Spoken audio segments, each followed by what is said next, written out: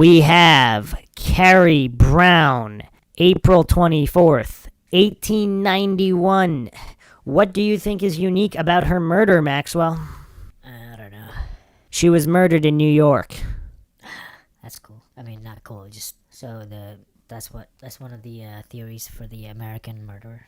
Yes, some people believe Jack the Ripper left London and traveled to New York, including Scotland Yard, who tracked a suspect, which we will go over in a dedicated episode. I mean, there's actually numerous suspects who left London. And it's kind of weird how all these different suspects were leaving London right around the time after Kelly's death, or even years later, because we have Carrie Brown here in 1891. That's really, really bizarre. So this is one of the few alleged Ripper victims actually to have been killed outside of London. Carrie Brown remains for the most part a mystery. An older American prostitute, Carrie's lifeless body was discovered in the room of the East River Hotel on the Manhattan waterfront in New York, United States, on the night of April 23rd to 24th, 1891.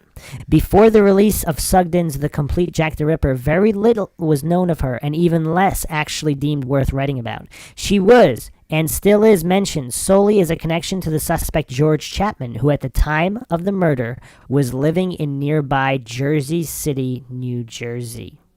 Known fondly by her acquaintances as Old Shakespeare, due to her tendency to recite her favorite poet's sonnets after a few drinks, Carrie Brown checked into the East River Hotel on the southeast corner of Catherine Slip and Water Street with a man between 10:30 and 11 on the night of April 23rd.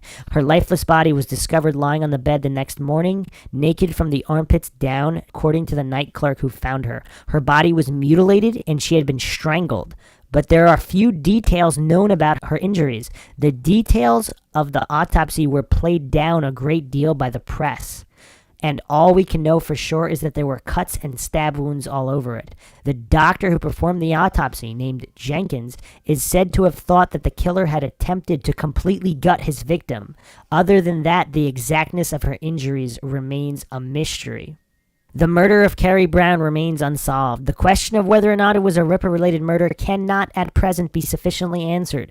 Detailed medical reports must be found concerning the exact nature of her injuries, and these must be matched to the MO of Jack the Ripper's canonical victims. If they do indeed match the injuries of, say, Chapman or Eddowes, then some serious rethinking concerning the case of the Jack the Ripper needs to be done.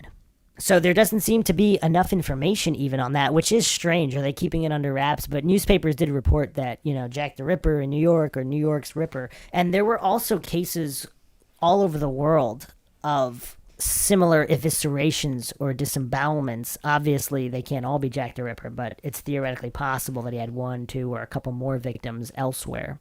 We really have to go over the victims and the timelines and everything to get a good handle on everything that's going on.